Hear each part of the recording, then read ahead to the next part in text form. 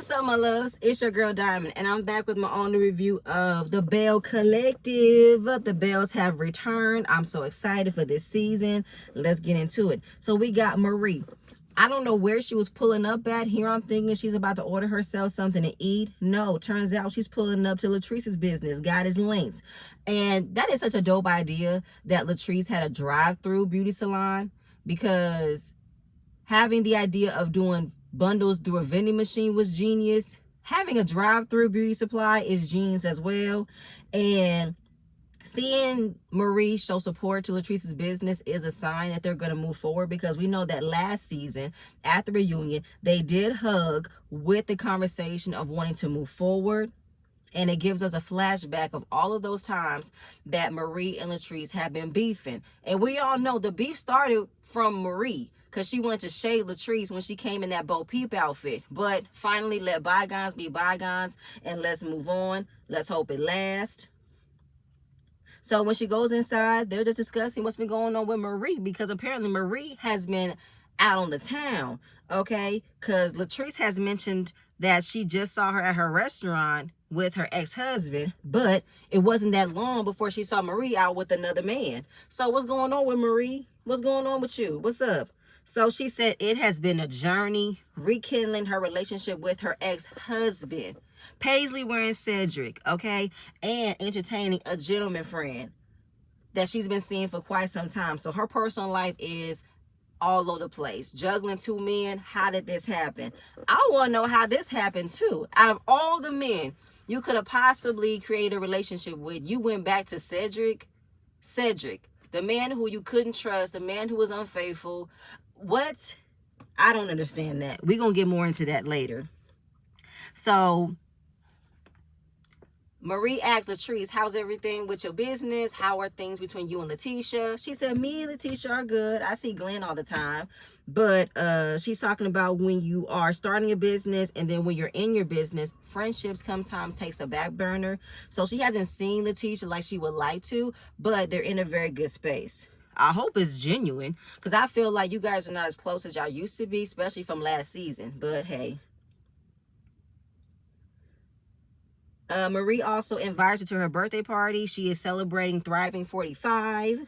But unfortunately, Latrice can't make it. She has an event at Taste that's happening on the same night. So thank you for the invitation, but can't make it. But that's fine. They hug, they laugh, they joke. I'm all for it. We're moving on. We now have Letitia and Glendale. Okay, so she is preparing to give Glenn a nice, sexy surprise when he gets home. She got a massage table. She got rose petals sprinkled, got that massage oil out. And this is a reminiscent of how it was the first season, when Letitia had another lingering outfit, but it was all white. And she had prepared for him to be serenaded by a singer who had to hide in the closet. It's so reminiscent to the first season, it's not even funny. But here Letitia is again trying to sell us that she is in a better space in her marriage with Glendale. Okay, there's no infidelity conversation, there's no DM conversation, he don't got no two phones, they're having tough conversations, so we are good.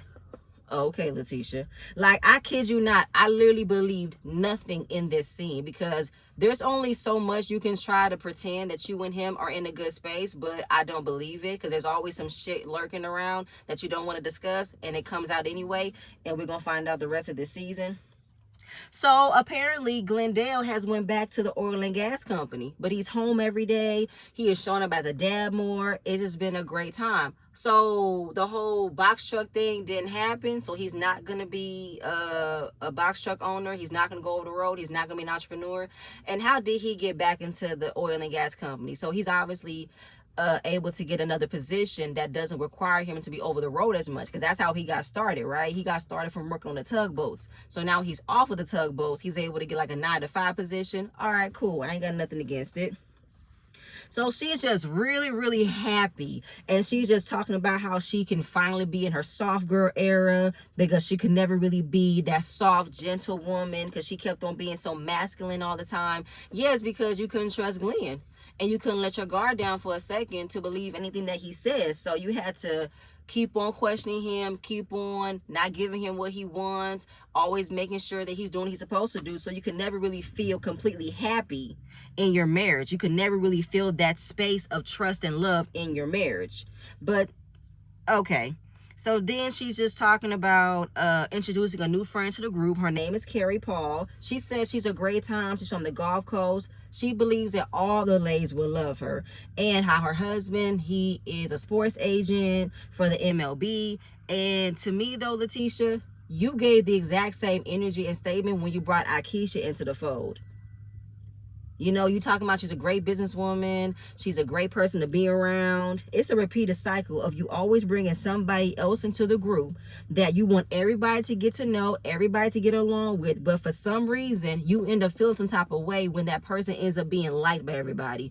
I don't understand. And let me also say this, though. I was not attracted. I was not turned on. I was not of nothing when I saw Glendale's dad bod walk inside that house and y'all putting all this glistening and sun all of them. I was like, ew, no, not appealing whatsoever. Get away from me. I need a bucket. No, ma'am. But hey, girl, that's her husband. She loves it. She likes it. Good for her. I'm moving on. So now we got Marie again. Her and her daughter Zuri head over to Cedric's house. Does Marie got a key? Because she just walks in, or the door was automatically open. And she just is very happy with how things have been going between them. Very happy that they can spend enough time with one another at each other's places. So to be able to go to his house and spend quality time is amazing, instead of him always going to her house. But apparently, the only reason why he loves coming to your house is because his house is a fucking mess. It's a pigsty. Okay, everything is a mess. The milk is spoiled. I was like, you got your daughter coming over here? No, ma'am, Cedric, get this shit in order. I'm not bringing my child over here, and I'm not coming over here. And I hope, Marie, you are not going to automatically jump into the role of cleaning up behind him. Okay, I hope you're not. But we get a refresher of Cedric's and Marie's life together. They were together for 13 years. They have a family of 6, blended family, and they share a daughter together. So when Cedric comes in, they share a kiss. I was like, oh my God, Marie is kissing this man. I've not seen her do nothing physical with this man when we first saw him on the screen. What happened? So it's like, what is it like dating your ex-husband? She said it's very interesting. She's seen a change in him, and it's more of him not thinking that the grass is green on the other side. But that's what we were introduced to, how this man kept on cheating on you, which I really don't believe it was women. I've always felt like Seti was a part of the Rainbow Committee. I ain't got nothing against it, but he just don't give me like he was sexually interested in Marie. He don't give me that. But anyway, he's around more, and what brought them back together is when his brother passed away. And they were like, wow, I couldn't believe that this happened, and it led to this. So because then where was he when you had your flare-ups, Marie? Then where was he when it came down to dealing with your mama? Where was he when it came down to dealing with your family? Where was he when you were dealing with Jerez? Like, I'm sorry. I don't know how else to say this. I ain't got nothing against a couple getting back together, but the circumstances is like, okay. So he takes full accountability for the actions, and his mindset is different. Marie said that the women that he was dealing with was tormenting her. What kind of woman was tormenting you, Marie, that he was messing around with? I don't believe that. But he believes that this time around is worth it. Okay. So now she's talking about her birthday party, and she's giving him an invite. He said he's not sure. Marie has learned her lesson, that she's not going to make anybody do anything that they do not want to do. Okay, if I invite you, you say you might come, I am not going to hold it against you if you do not come, because I will still do what I want to do. Okay, so she is going to invite her other friend. And it looks like Marie and Cedric have had open conversations about how they're going to navigate their relationship, because it sounds to me like when they were figuring things out to rekindle their relationship, Cedric was also in another situation that he just got out of. And Marie is still in her situation. So there's no exclusivity conversations between them. They're able to still see each other and see other people. So there's no choose me, choose him. There's none of that. Okay, it's pretty much open. But this is very new for Marie, because She's always been a long-term relationship girl. So to be dating two men at the same time, how do I navigate this? By just doing it. Don't make promises to these men that you want to be with them. Still date. Still experience. You know what I'm saying? Still get your feet wet. Don't make no commitment relationship decisions as of yet, okay? Which I'm not upset about. Go ahead, Marie. Moving on again. Now we have Selena. I'm so excited to see Selena again. But Selena has been through a lot since the last season, okay? She has been in a car accident. She lost two of her fur babies, one of those being her late son's dog, which I know that is very much heartbreaking. And her daughter's grandmother just passed, JJ's mama. I feel so sorry for them. So her fiance Mike comes over to give a rundown about their relationship, and they live separately. But Mike spends most of his time at Selena's house, and she rarely goes over to his house, which I do like that they live separately. So in regarding to getting her strength back, because we left things off last season with her being like a bartender or a bartending consultant at Latrice's business Taste, but then she had that bad accident. She explains that her friend was making a U-turn, but the car ended up hitting her side. She fell out the car. She couldn't remember what happened. She had a seizure. So since recovering from the hospital, she has had back problems. So she can't work at the restaurant right now. I want to know if we're going to see a scene between her and Latrice talking about when can she come. Is she interested in still working for Taste? I hope so. And Mike has been coming by to make sure that she is good for losing, you know, her son's dog and everything, just to check in on her. So now Selena is talking about looking at wedding venues. And before they go down the aisle, she wants to talk about their communication, because she has been in a relationship where there weren't any good communication. So she's not going down that road again. So she's calling Mike out for buying a truck and not telling her about it, as well as buying a boat recently and not telling her about it that's parked outside. So it's like, I should know these things. I'm your fiance, not your girlfriend. So why are you buying all of these trinkets when we're supposed to be saving for a wedding? Because she wants to have a great wedding, because these things do cost. We got to find the venue. We got to find a dress. We got to find a caterer. We got to find a photographer, a cake, transportation. So she wants to have a really big wedding, but I hope that Selena knows what she's doing, because you did just have that with JJ. But if this is a whole different feel than it was the first time, and you want to make it special, I can't say she shouldn't, but I do believe that she shouldn't spend all of her money on a wedding. I think she should have a nice intimate ceremony and save the rest of the money for a honeymoon, for like a bigger purchase, for a house or something. Anything that will make her very, very happy is what I would prefer for her to do. But Mike is a man of a few words. Okay, he just sits there, has nothing to say, nothing to add, and she just wants him to be on the same page. No, because he wanted to make sure everything was handled correctly before he said anything to her. But you should still let her in the know. Even if you want to let her know all at once and without her having any extra questions about why is this, why is that, let her know what you are planning to do still. And she, like she said, I'm not trying to nag him, but it's like talking to a brick wall. We're trying to get a response out of him. And I got to make sure me and him are on the same page before we go down that aisle. Because I'm not going to talk to anybody that's not going to talk to me. And I agree with that. But again, we're moving on from there. We got Latrice. She is walking to her restaurant, Taste, and Taste is doing very, very well. It is the it spot in Jackson, which I'm very happy and proud of her. And her assistant is letting her know that they are testing another executive chef. He's bringing in his own menu, different taste buds. And Cliff talks about in the restaurant business, you got to keep up with everything. It's a high turnover. And they are packed every single Saturday night. And you can only get in through a reservation. So that fish he made did look delicious. I ain't gonna hold you. From what I can remember, they did create Taste, but above Taste was a empty lot that from Cliff's idea, he wanted to convert it into condos, which is a good idea to add extra income. And he said it should be up and running in about 3 weeks. So Latrice is now creating an issue with him not coming home as much, because he is at Taste all the time. And since the condos are being renovated, he has the opportunity to go upstairs and go to sleep. So she's talking about how they have a lot of female workers and he's around a lot of females throughout the day. And I'm used to being up under me 24/7 and now you're not. You got your own little space. So what's up? Why you can't come home? Well, it was his idea, like he said. It was my idea for a reason why I wanted to invent those apartments. But Latrice, I'm sorry, I can't even finish this. You mean to tell me you're going to create a whole problem with Cliff because you don't like that he's not coming home as much because he's sleeping up top of the restaurant? I'm sorry.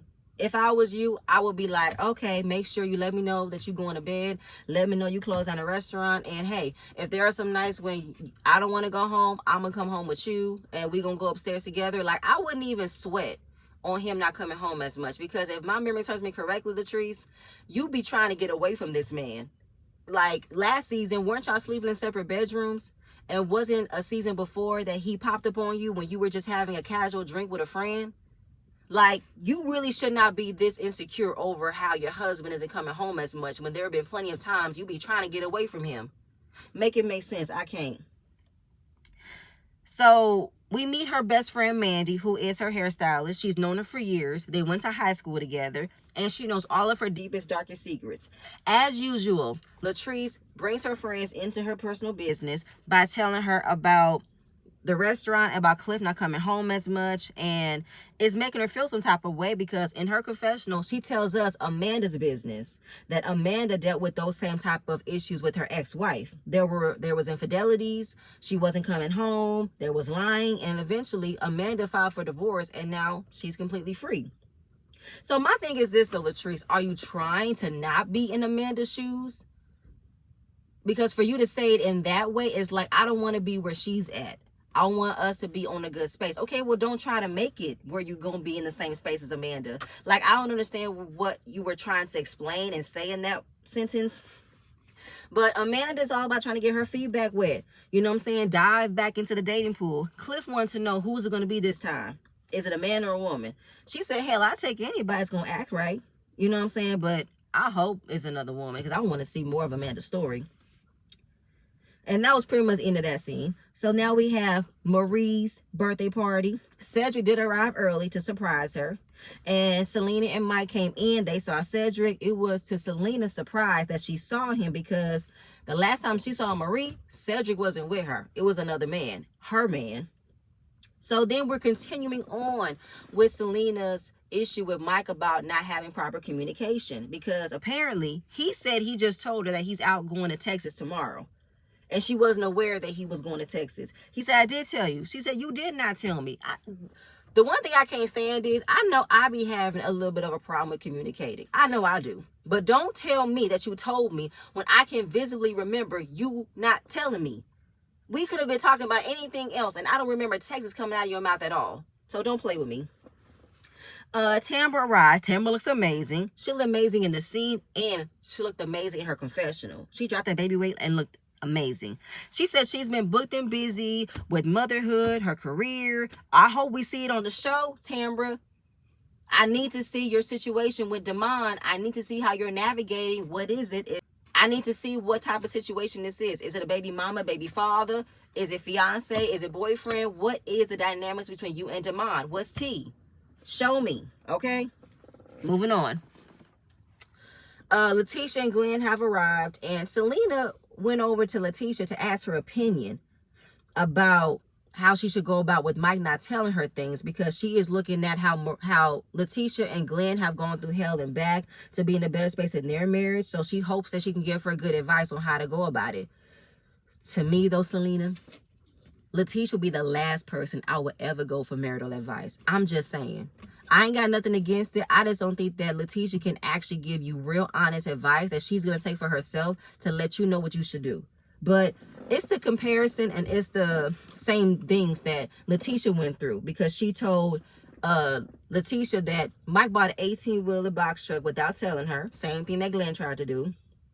So it's like, why are you making these decisions and not telling me until the last minute? What's up with that? So she's thinking that they can all sit down and talk about it. And Selena says, before I walk down that aisle, I need to fix this problem, which I do agree because she said she set her wedding date. And I thought we were preparing to save for a wedding, but you're making all of these purchases and I'm not included in them. that's an issue, which I have to agree. So yes, Lena, make sure you are having these conversations before you say I do. And how long have her and Mike been together? A couple of years, a few years? Like, how long have they been engaged? What's going on? Okay. So then we are introduced to the new Belle. Her name is Carrie Paul. She's from the Mississippi Gulf Coast, and she is a boss. Her words. She is an owner of 3 restaurants. She is a mother of 3 with a set of twins, and a fabulous husband who's a sports agent. I think his name is Matt. And the way that she came in, I feel like I'm gonna like her because she came in with the same energy that Akeisha came in. So Letitia greeted her, and while she's introducing her to everybody, she first introduced her to her husband, and then Cedric was around, and then she said, this is Marie's ex-husband, Cedric. And Carrie shaded the shit out of Marie's event. She said, I mean, I was expecting to come to a party, and I got nothing. I mean, I give it shabby chic, but it's like, where is the party? Where are the people? I mean, Marie, you have always build up yourself to be this amazing, fabulous person. You this, you that, you're rich and fabulous. But I would thought that your part would have been over the top, right? But hey, I ain't gonna hold you. Carrie killed me when she said it. I'm sorry. But I do believe that Marie's gonna have a problem with the way that Carrie shaded her party. She is. I can guarantee it. Anyway, when she sits down with the lady, she's introducing herself. They're asking her where she's from. And then they go out of that to wonder, where is the guest of honor? Where is Marie? So Selena says, I have not seen Marie, but you know who I did see? I did see Cedric. And everybody was like, oh, girl, you think that's going to go well? So, of course, Tambra, Selena, and Letitia are all talking about what Marie got going on. And Carrie is the one left out. So she was like, can you guys give me the backstory? Letitia, already willing to tell everybody else's business but hers, to tell Carrie that the guy that I introduced you to, that is Marie's ex-husband, Cedric. But lately, she's been out with another man. And we've all been familiar with him. It's like, okay, interesting, messy. So Marie finally arrived. She looks beautiful. And when she walked in and saw Cedric, she was pleasantly surprised to see him because he said he wasn't coming. And she thought it was a no, left it there. And then we see Martin. Martin just walks in. He looks so out of place. This short white man walking, looking out of place, looking lost. I was like, is this Martin? This can't be Martin. No, stop playing with me, y'all. This not Martin, right? And Letitia was so obvious that she recognized Martin when he walked through that door, and then wondered if Cedric was going to make a face. And she was like, you okay? You good? I was like, Letitia, stop. Stop. Because I can easily see how Letitia's going to enjoy seeing this unfold, okay? So then Glenn introduces Martin to Cedric, and it's like, oh, wow. So when Martin and Marie meet, they hug each other. I hear an accent. Martin is from Germany, Berlin, Germany. He's a German. And they met Martin through the holidays. It was like a reel of all 3 of them having like a triple date. Letitia, Glenn, Selena and Mike, and Latrice and Cliff all went out on a triple date, and Marie was with Martin. I was like, okay, so is this a setup that Ty brought up to come with us with the bullshit? Is it the scheme? Were y'all told to say we have been around him, we know him for the sake of Marie having a storyline? Because you can't convince me this is real. You really can't. So the way that you guys set up for y'all to have familiar experiences with him, is this a real thing? How did you meet him? When did you meet him? So he said he moved to Mississippi a year ago because he stayed in Berlin all his life. Out of all the places you moved was to Mississippi? Really? So Marie's just peeping the conversation between him and Cedric and is wondering what's going on, because she has never been in a situation before where she got 2 men that she's seen in the same space. But I peep how Glenn and Letitia were so happy to see Marie in this type of situation. But Marie's energy on trying to please these men was very awkward. Like, she was there smiling with Cedric, but she was trying to act all, I can't find the word, but she wasn't giving Martin the same energy she was giving Cedric. Like, she treated him like a co-worker. Like, I know you, I'm happy to see you, but I really don't want to be around you. Like, it was weird. And everybody is gossiping. They're gossiping all throughout this night about Marie's situation, okay? But then Carrie mentioned that she did see Martin outside parked next to her, but didn't think nothing of it. Assumed he was part of the catering company.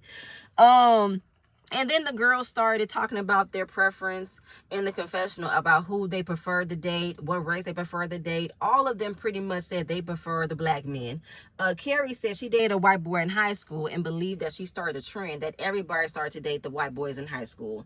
I mean, I don't put my own 2 cents in. I've dated outside my race before. I ain't got nothing against it. I don't think that Martin is a bad looking man. I just cannot imagine him with Marie. And Marie, if you're a part of the swirl, let me know. I didn't know he was a part of the swirl. I ain't got nothing against it, okay? So Letitia is trying to get every ounce of information she can to have something to talk about because she's trying to keep an eye out on everything.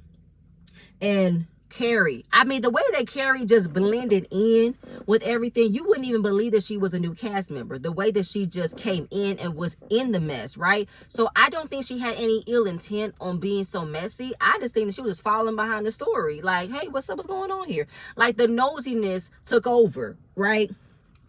So then she mentioned to Martin about being parked next to each other. And then Letitia talked about how he has children. Oh, you have children? Yes, but they went back with my ex-wife. You have an ex-wife? No, we're kind of separated. Okay, you're separated. What that mean? You still married? Now, Carrie had her own opinion about it. Like, girl, this man is still married. Why would you date a man that's unavailable? Girl, go back to the drawing board. Date a man that you know likes black women, okay? I was like, Carrie, girl, you are not going to, it's not going to go well, but I hope you can hold your own against Marie. And something is telling me you might. Then Letitia and Carrie go to talk to Marie and wonder what's going on. She says she invited Martin first, then Cedric second, but assumed since he said that he wasn't coming, she still went on to invite Martin. It wasn't an issue. So Letitia wanted to know, have they been aware of each other? Do they know of each other? She said that Martin is aware of Cedric coming around, but not exactly sure about who he is. What do you mean? You just said this is a guy that you're seeing? You never said this is your ex-husband? You figuring things out? What's up? And Martin was just never really introduced to Cedric, but he knows Martin. And Letitia mentioned how Martin is still married, right? Is he still married? That was a question she wasn't prepared to answer. So to say that she didn't want to get into his personal business like that, it means that there's a situation you have gotten yourself involved in that you're not ready to talk about yet. I mean, listen, if he is separated, I ain't got nothing against it. I just hope that while you said that you have been with this man for 8 months, where is it leading to? Is it leading to a full-blown relationship? Or is it just having fun for the time being? Because is he still going back to his wife, or is he going to get a divorce? I need to know that part. But Carrie was like, that dog don't hunt. I fucking screamed. Now, Marie don't like the fact that somebody's coming in and telling her about her business, making opinions about her business. So she's like, Harper, who this woman? Carrie, who are you? I don't know you, ma'am. And how are you in my business? Blame Letitia. Blame Letitia for her being all up in your business, because Letitia was moving throughout this entire episode and in the room, getting every kind of information to talk about, okay? So Carrie said you invited both of them, so you like the drama. And you can tell that Marie was uncomfortable because she really could not go at Carrie because it was her party, but she kept it cute, but she clocked it. And I wasn't mad at it, though. Listen, let me tell you something. I think I'm going to like Carrie because she gave me Akeisha vibes. Somebody who's willing to be blunt, honest, transparent, don't give no fucks about it, but also showcase to be a great person, a great businesswoman. And that's what Carrie is coming in at. Now, a lot of people really didn't like how Carrie came in, but we need somebody that's going to spice things up, okay? Because now Gucci gone, Akeisha gone. What we going to do? But I wasn't mad at the way Carrie came in. It was messy. I loved it. But the night ended great with Marie dancing with both of them. The way that Marie navigated giving both of these men equal time of attention was everything. She's dancing with Cedric one way. She's dancing with Martin one way.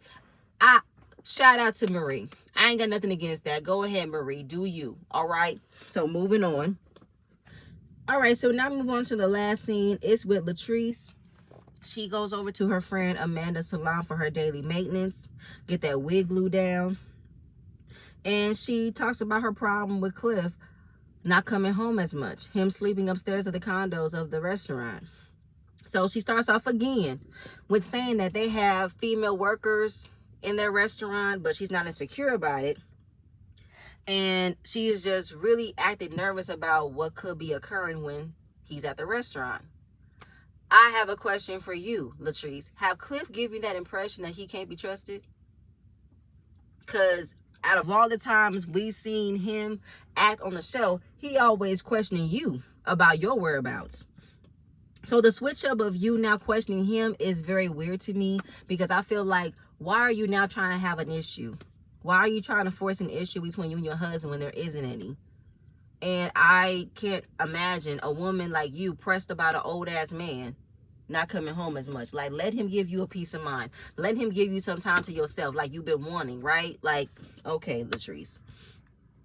But of course, Amanda gives her advice about, listen, tell him how it makes you feel. Tell him about how you want him to come home as much. But then again, throughout the trailer, we see you pop up on him to say, hey, I'm home now. I mean, listen, Latrice, you ain't got to make it an issue if it's not an issue. Like, if you feel some type of way about him sleeping at the restaurant, then go ahead, go with him some nights too. Like, I wouldn't make it a big deal, but that's just me. So then Tambra comes in, and she has a standing appointment with Amanda as well. Now, she fills in Latrice about what went down at Marie's party because she wasn't able to make it. And she said, you remember Marie's friend Martin? Yeah. Well, Martin was there as well as Cedric. Nah, yeah. So it's a whole dilemma. It was a whole mess, right? But Tambra did mention that while Marie got her own situation, we have seen Marie in a very happy state in a long time. So it brought a light bulb in Tambra's head. Now that Marie is in a good space, she ain't got to worry about me. She ain't got to worry about you. She ain't got to try to come at me or come at you and start no shit with us. So we are free. Basically, Marie is happy, so she ain't got to worry about nobody else. Marie is happy. She ain't got to worry about creating no problems with nobody else. Very happy. So this is where Tambra got messy, which I'm not mad at. She's asking for Amanda's opinion about how do you feel about Letitia and Latrice. Now, that's a topic that Latrice don't like Amanda's opinion about, because Amanda has told Latrice probably multiple times as to why she don't like Letitia.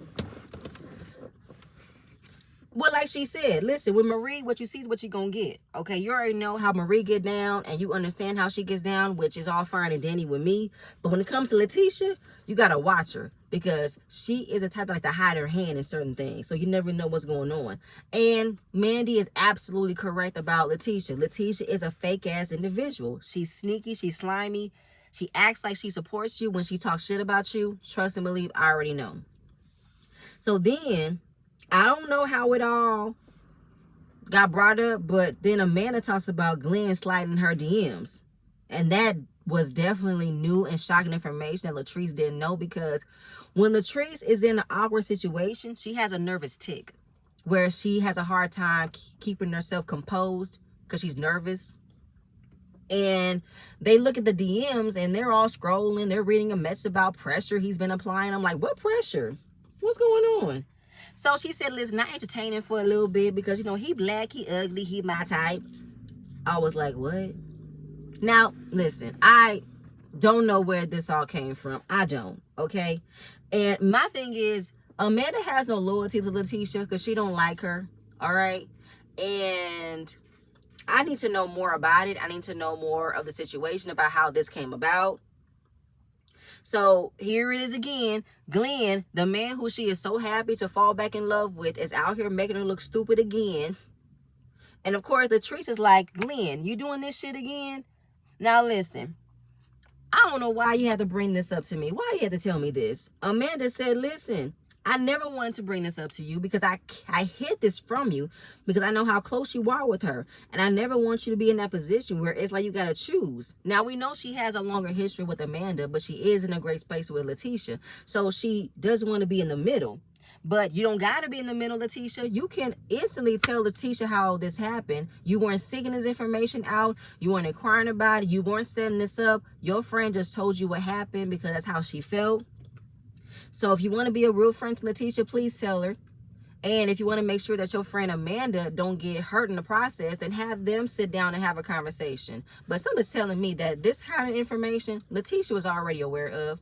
She just trying to make sure that it's not happening without her being aware of trying to flip it and hide it and conceal it, because that's what Letitia likes to do. Letitia is a producer of this show, all right? She wants to produce how all the scenes are gonna be created and figured out and handled. And when it comes to her shit, oh, she's gonna act like it never happened, act like it's not real, and then project all of her real feelings onto everybody else than the person who put her in that situation, which was Glenn.